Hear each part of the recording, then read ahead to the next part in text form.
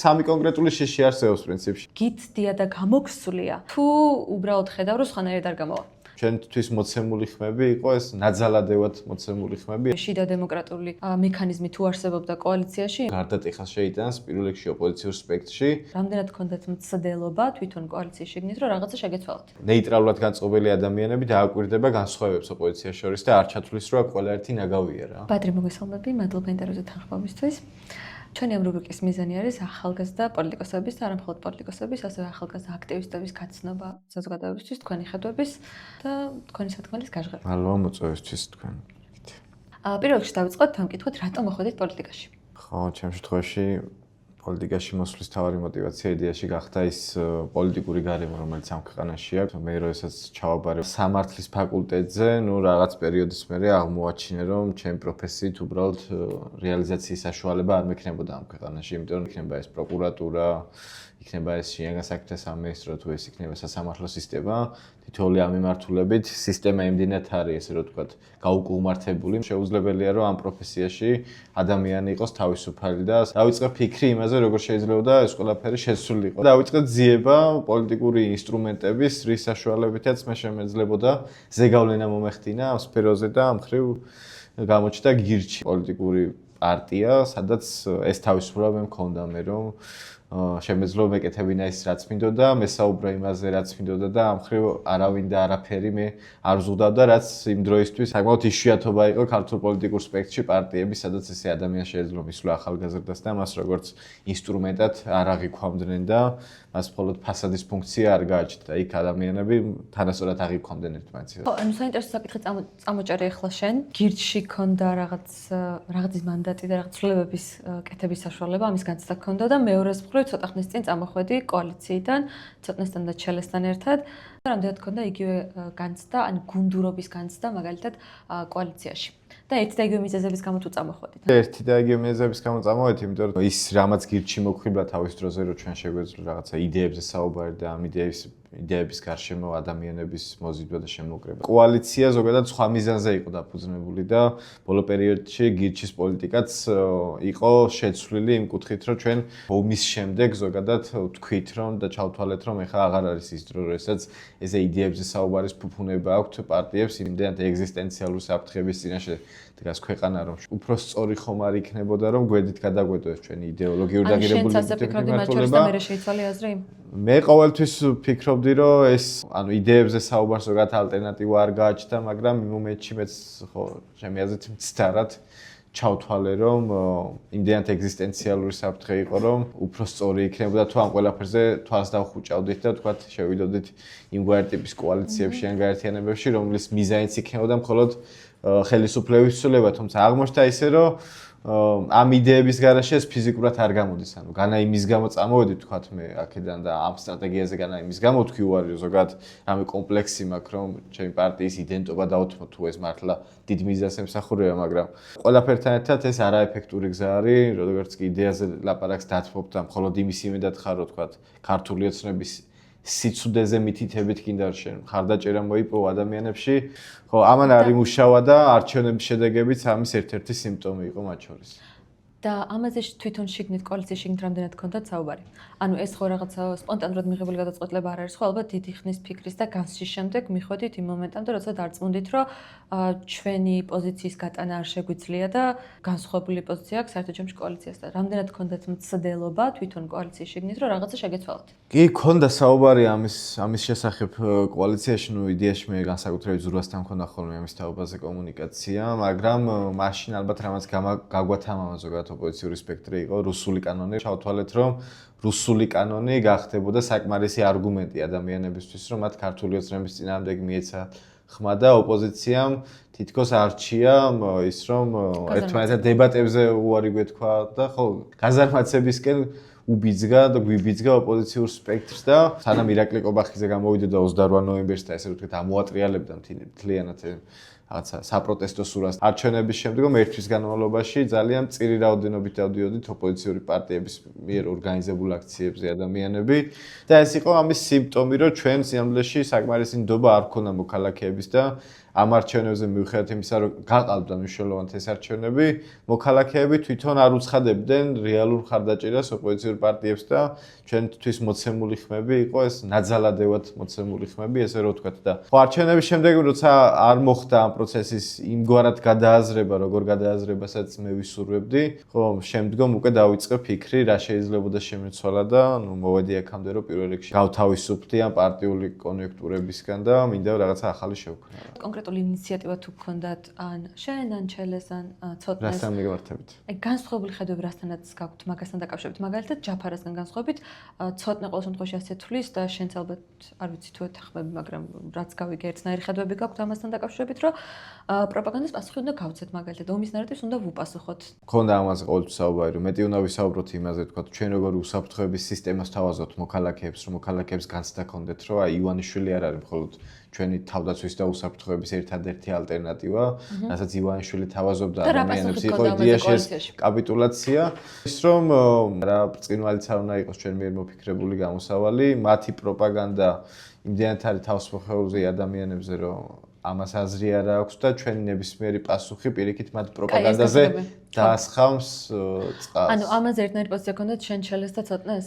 ანუ სამ ადამიანს მეტნაკლებად წონიანს სხვათა შორის ძალიან ბევრმა ადამიანმა ზუსტად თქვენს გამო მისცა ხმა იმ კოალიციას და საინტერესოა თქვენ თუ ამაზე ეს პოზიცია გქონდათ, რა ბერკეტები გქონდათ, ანუ რამე შიდა დემოკრატიული მექანიზმი თუ არსებობდა კოალიციაში იმისთვის, რომ აი თქვენი სათქმელი გაგეტანათ, არ ვიცი, პოლიცსაბჭო იყო, ვინმე ხმას აძლევდა რამე წინადადებას თუ სად მიიღებდა გადაწყვეტილება იმასთან დაკავშირებით, უნდა გავცეთ თუ არა პასუხი ომის პროპაგანდაზე. ხო, მე არ მინდა ეხლა რომ რაღაცა სხვას დავაბრალო ეს ყველაფერი, რომ მე ეხლა იქ ერთადერთი ნათელი სხივი ვიყავი და მე არ მითვალისწინებდნენ და ამიტომ დაიღუპა ეხლა ოპოზიციური სპექტრი. ჩვენ გქონდა ხოლმე საერთო კოალიციის შეხვედრები და იქ არც მე არც ცოტნეს და არც ჩელეს ჩვენი პოზიციის გაჟღერების პრობლემა არ გქონია უბრალოდ რაღაცა როცა მიდიოდა ამ ყველაფერზე დისკუსია საბოლოო ჯამში რაღაც უმრავლესობის მიერ თუ რაღაცნაირად საბოლოო ჯამში მიიღებდა რაღაც ტიპის გადაწყვეტილებები და ნუ კოალიციაში გარკვეული კომპრომისები გიწევს ახლა ყველა შემთხვევაში და მეც ახლა ვთვლიდი რომ შეიძლება მე არ მესმის რაღაც უკეთესად მათ შორის რაღაცა იყვნენ უცხოური კონსულტანტები რომლებიც ამ რჩევადარიგებებს იძლეოდნენ და ვიცით რომ სანამ ზურაბიშვილის ქარტიას მოეწერა ხო ხელწინა საარჩევნოდ და ჩემი სურვილი იყო რომ უფრო მეტი გვესაუბრა იგივე სასამართლო რეფორმასთან მიმართებით საარჩევნო სისტემის სრულებასთან მიმართებით. ანუ შენ აყენებდი ამ საკითხებს თქვა რაღაც საერთო განხილვებზე ხო? არანაირი მექანიზმი არ არსებობდა იმისა რომ რაღაც თქვენი ნება რამენაირად სადმე ასახულიყო, ანუ ვინმე ხმას აძლევდა კენჭისყრა იყო თუ გადაწყვეტილებას ვინ იღებდა? კონკრეტული მექანიზმი არ არსებობდა გადაწყვეტილებას ვიღებდით იმ ოთახში შეკრებილი ადამიანები რაღაც კონსენსუსის გზით და ეხა ამ ხრივ რაღაც ბოლოში არის ადამიანი რომელსაც ფეხებზე ეკიდა ჩვენი ხმა უბრალოდ როგორც ჩანს ჩვენის დავაკელი და მე პირადად ის დავაკელი რომ საკმარისად ვერ დავარწმუნე მაშინ კოალიციაში ხალხი მათ შორის ზურა რომ ეს ამ საკითხების უფრო მეტად პრიორიტეტიზირება იქნებოდა გაცილებით ეფექტური. რა შეიცვალა ბოლოს მოხდა რამე ისეთი რამაც კონკრეტულად გიბიცგამ გადაწყვეტილების მიღებისკენ თუ რატო ახლა? მქონდა ამაზე საუბარი უკვე კონკრეტულად გირჩი რომ იქნებ ანუ თუ გითქვათ ამ ოპოზიციურ სპექტრს არ გამოდიოდა მოქალაქეებთან დობის აღდგენა იქნებ ჩვენმა ცალკე მაინც გამოგსულდა მქონდა ამაზე საუბარი უკვე კონკრეტულად გირჩი რომ არასწორი სტრატეგიით მუშაობდით ჩემი აზრით და ცვლების დრო იყო საჭირო იმ კუთხით რომ ჩვენ მეტი უნდა გვეფიქრა მათ შორის პარტიული იდენტობის შენარჩუნებაზე იმაზე რომ თუ გითქვათ ამ ოპოზიციურ სპექტრს არ გამოდიოდა მოქალაქეებთან დობის აღდგენა იქნებ ჩვენმა ცალკე მაინც გამოგსულდა იმას არ ვთვლი რომ თუ გითქვათ გამოსავალის მოფიქრება არის შესაძლებელი მათ შორის ამ პროცესში რა შეიძლება გვეშველოს ეს როგორ შეიძლება მოფიქრდეს ერთად რაღაც ოპოზიციურ გაერთიანებაში ეს ცალკე შესაძლებელია რომ ეს ყველაფერი მოვიფიქროთ და ხო როცა დავინახე რომ უბრალოდ ამის რესურსი აღარ იყო და ჩემი და ზურას ხედვები განსხვავდებოდა თქვა ცალკე რამის კეთებასთან დაკავშირებით მე მივიღე გადაწყვეტილება რომ ჯერ ამ ყველაფერს ჩავხსნოდი და მე ეხა ვიფიქრო იმაზე ცალკე რას გავაკეთე. და რას გაკეთებ ცალკე? ანუ გაქვთ რამე საერთო ფორმა მოფიქრებული თქვენ სამს პოლიტიკაში აფორმით დარჩებით თუ უახლოეს პერიოდში ის გაკეთებას აპირებთ? სამიოს გვაქვს სურვილი რომ გავაგრძელოთ ამ საქმის კეთება, უფრო მეტი ენთუზიაზმით. კონკრეტულად ეს რა ფორმას მიიღებს ახლა ამ ეტაპზე, ესე ორგანიზაციულად ამას ვერ ვიტყვი, თუმცა რაც შემიძლია თქვა არის ის, რომ ჩემი სურვილი არის, ჩემ გარშემო მოვიკრიბო ჩემ ღირებულებითი სისტემის მიხედვით, ესე რომ ვთქვათ, ადამიანები, რაღაც საერთო ინტერესებით, მათ შორის 28 ნოემბერს გამოსული პროტესტანტების უდიდეს ნაწილს, განსაკუთრებით ახალგაზრდებს, დღეს ფიზიკურად არ ყავთ პოლიტიკური წარმომადგენელი, ვინც მათ ხმას გაახმოვანებს და არც ერთ პოლიტიკოს არ აქვს იმის დღეს შესაძლებლობა და იმის საშუალება პოლიტიკურ კაპიტალს გულისხმობ, რომ ამ ხალხის წარმომადგენელი იყოს და ჩვენ გვინდა რომ ხო ზოგადად ვიყოთ ადამიანების იმედი ამ ქვეყანაში, ვინც გარდატეხას შეიტანს პირველ რიგში ოპოზიციურ სპექტრში, შევქმნით იმგვარ ნდობას, რომ ეს საბოლოო ჯამში ხელისუფლების დამარცხებაში დაგვეხმარება. თქვენი ხედვა როგორია?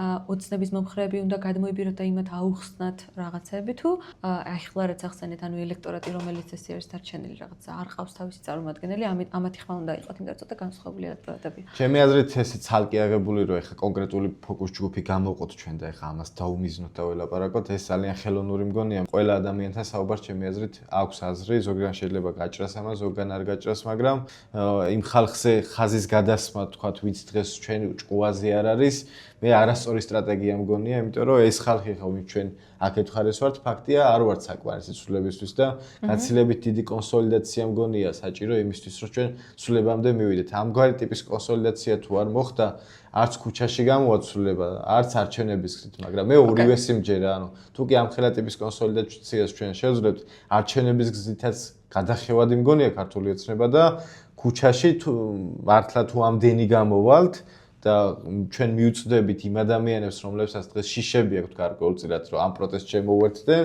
მე მგონია, რომ ცვლილება იქნება გარდაუვალ. ოკეი. საუბრის სურვილი იმიტომ გაქვთ, რომ საჭიროებიდან გამომდინარეობს ეს და სხვა გზა არ არის, თუ გიცდიათ, ან რამე დატაზე დაყნობით ამბობთ, ანუ გიცდია და გამოგსვლია, თუ უბრალოდ ხედავ, რომ სხვანაირად არ გამოვა. არ გამოვა კიდევაც და მეორე ისიც, რომ პრაქტიკაში მიყენა ხავს მაგალითები, როცა ყოფილი ქართული ოცნების ხარდამჭერები გამხდარან ოპოზიციურად განწყობილი ადამიანები. 28 ნოემბერს, როდესაც კობახიძემ ეს განცხადება გააკეთა, იმ მომენტშიც კი განხოცდნენ ადამიანები, რომლებმაც ერთი თვით ადრე 26 ოქტომბერს ხმა ქართულ ოცნებას მიცეს, მაგალითად ირმა სოხაძე, რომელიც იყო იმედზე ერთ-ერთი წამყვანი და რომელიც გაემიჯნა ქართულ ოცნებას კაფიოთ და საჯაროდ ამის თაობაზე დააფიქსირა პოლიცია.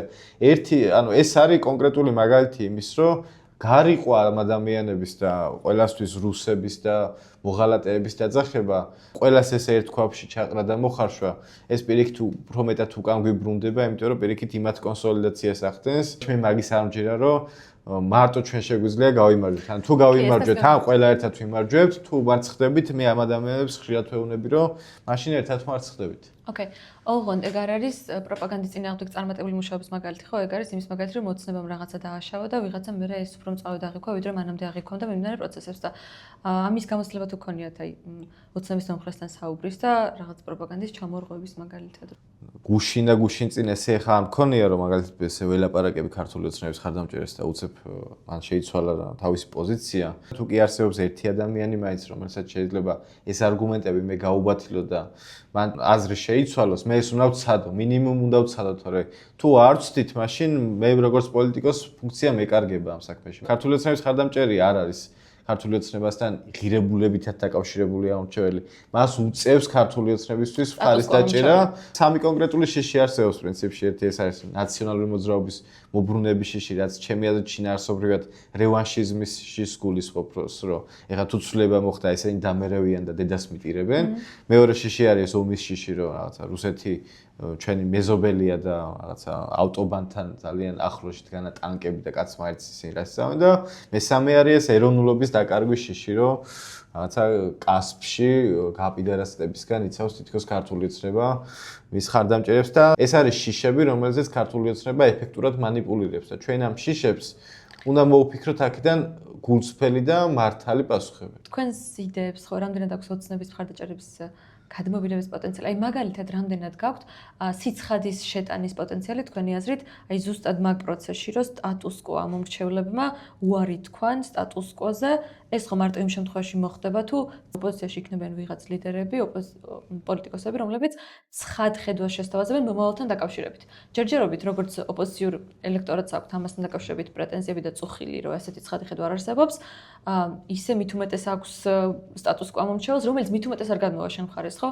თუ შენი მხარე არ არის დარწმუნებული იმასთან დაკავშირებით, რა ხდება მას შემდეგ, რაც შენ იმარჯვებ და თქვა ქართული ოცნება მიდის, როგორ გადმოიბირებს სტატუს-კვო? ხო, ეხა პრობლემა ის არის, რომ არა თუ ქართული ოცნების ხარდამჭერებს ვერ წვდება ოპოზიცია, ანუ იმ ხალხთანაც კი ბმა არ აქვს, რომელიც 28 ნოემბერს აქციებზე გამოვიდა. არის ხომ ხშირად, რომ რაღაცა ეხა ახალგაზრდა ლიდერები უნდა გამოჩნდნენ, რომელიც ქვეყანას წინ წარუძღვებიან და ეგრე არ ხდება ხა ეს კინო და ფილმი არ არის რომ ვიღაცა გამოჩნდეს სად ბეტმენი არც მე არა ვარ არც ცოტნე და არც ჩელე უბრალოდ ჩვენ გვინდა რომ ჩვენ გარშემო ვიპოვოთ ადამიანები რომელსაც იგივე რამეები აწუხებთ და ამ ადამიანებს გაუზიაროთ ჩვენი ცოდნა და გამოცდილება და იქნებ ერთად რამე გამოგვივიდეს და ამის რწმენა მე მაქვს. ოცნება თუ არა მაშინ ვინ არის ერთ-ერთი მთავარი კითხვა რომელიც სტატუს გამომრჩეველს აწუხებს და მაგ კითხვაზე პასუხს როგორ გასცემდი შენ? ერთ-ერთი ჩვენ შეცდომა არის წინასაარჩევნოთ რომ როდესაც გვისვამდნენ კითხვებს თქვა ქართული ოცნების მიმართ ლოიალისტურად განწყობილი ადამიანები თქვენ თუ მოხალთ ახლა ხელისუფლებაში რა გარანტია გვაქვს იმის რომ ვიღაცა ახალი ბელადი არ მოგვაჯდება თავზე და სისტემა რომ მართლა ფუნდამენტურად შეიცვლება ჩვენ არგუმენტად პასუხობდით რომ ჩვენ ახლა შეიძლება არ გეუბნებით კონკრეტული რეფორმების შესახებ მაგრამ ჩვენ გვექნება კოალიციური მთავრობა და თავარი რაც არის სიკეთე ამ პროცესში არის ის რომ ყველას მოგვიწევს ერთმანეთთან საუბარი და შეთანხმება და ეს არ არის საკმარისი პასუხი ადამიანებისთვის მნიშვნელოვანი ნაწილი მგონი ამ ყველაფრის გარდა სიმართლის საუბარი და ის რომ რაღაცა თვალი არ დავხუჭოთ გარკვეული დიადი მიზნების გამო რაღაც სიმართლებზე. დებატები მგონია პირიქით აუცილებელი და რაც გააჯანსაღებს პოლიტიკურ პროცესს და მათ შორის ნეიტრალურად განწყობილი ადამიანები დააკვირდება განსხვავებებს ოპოზიციას შორის და არ ჩათვლის რომ ყველა ერთი ნაგავია რა. წარმატებები. მადლობა მოწვევისთვის.